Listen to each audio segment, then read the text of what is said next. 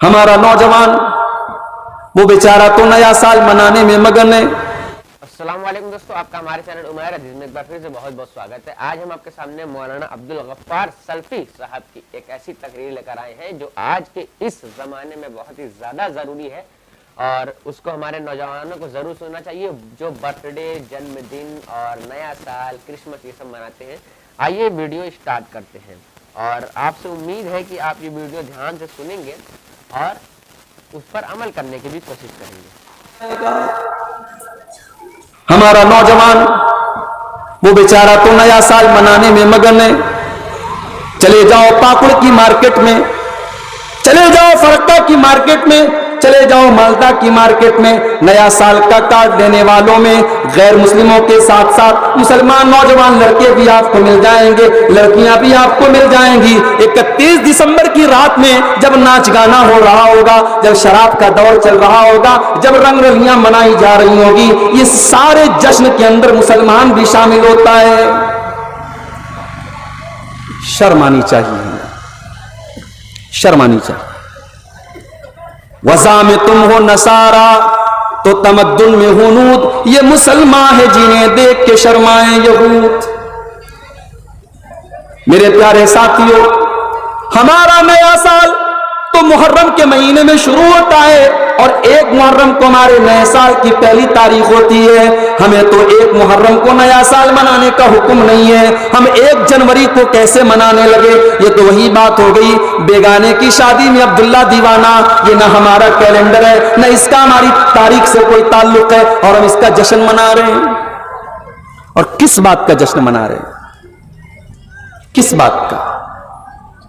अगर 2022 में आप 29 साल के थे और 2023 शुरू हो चुका है, इसका मतलब कि आप 30 साल के हो गए या होने वाले हैं। इसका मतलब यह हुआ कि आपकी जिंदगी का 1 साल और कम हो गया है। आप अपनी मौत से 1 कदम और करीब हो चुके हैं। अब आपकी जिंदगी 1 कदम और आगे बढ़ चुकी है।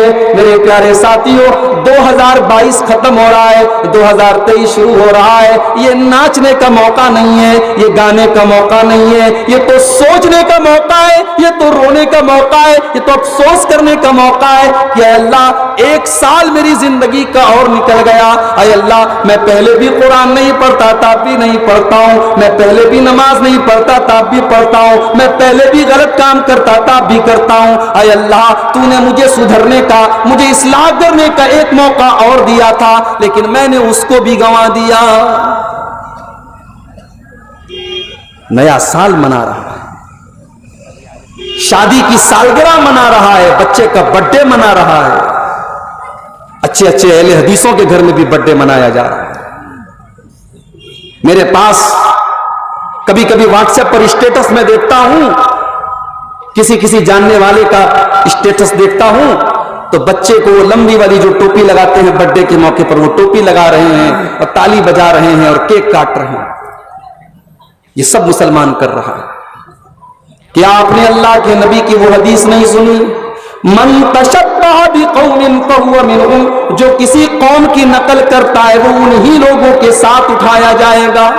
ये बर्थडे मनाना ये इस्लाम का तरीका नहीं है। ये शादी की सालगिरह मनाना ये इस्लाम का तरीका नहीं है। मेरे भाइयों, बीवी से मोहब्बत साल में 1 दिन नहीं करना है, 360 दिन करना है। बच्चे से मोहब्बत करना ये किसी 1 दिन का काम नहीं है। बच्चे को केक खिलाना है तो कभी भी खिला दो, उसके लिए बर्थडे मनाने की जरूरत नहीं है। आप अपने बीवी बच्चों से, अपने माँ बाप से साल के 360 दिन प्यार करो। न कोई मदर्स डे इस्लाम के अंदर है, न कोई फादर्स डे इस्लाम के अंदर है, न कोई शादी की सालगिरह इस्लाम के अंदर है, न बर्थडे इस्लाम के अंदर है।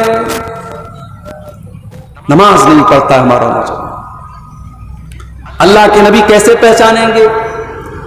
आप पहचानेंगे अपनी उम्मत के लोगों को कि उनके आज़ा वजू से चमक रहे होंगे।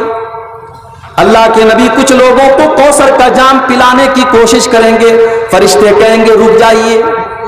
आय अल्लाह के नबी स्टॉप इट, रुक जाइए। They are not allowed to drink. आय अल्लाह के नबी, ये लोग जामे कौसर पीने के लायक नहीं है, इनको इजाजत नहीं है। अल्लाह के नबी पूछेंगे क्यों? ऐ फरिश्तों, तुम क्यों मना कर रहे हो?